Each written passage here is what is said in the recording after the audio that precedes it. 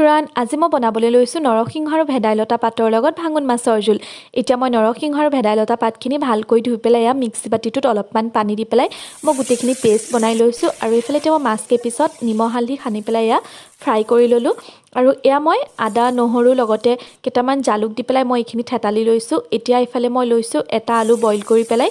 এতিয়া মই কেৰাহীখনতে অলপমান তেল দি পেলাই কুটি ৰখা পিঁয়াজ লগতে এয়া আদা নহৰু পেষ্ট আৰু এয়া মই বইল কৰি থোৱা আলুটো ভালকৈ ভাঙি পেলাই ইয়াতে দি লৈছোঁ। আৰু দিছোঁ মই দুটামান জলকীয়া। এতিয়া মই ইয়াতে সোৱাদ অনুসৰি নিমখ আৰু হালধি দি পেলাই এইখিনি মই অলপমান ভাজি এইখিনি মই পেষ্টখিনি দি ল'লোঁ। আৰু ইয়াতে এতিয়া মই জোলটোৰ জোখ অনুসৰি পানী দি পেলাই মাছ কেইপিচ দি পেলাই ঢাকনাখন মাৰি পেলাই এইখিনি মই এতিয়া উতলিব দিলোঁ।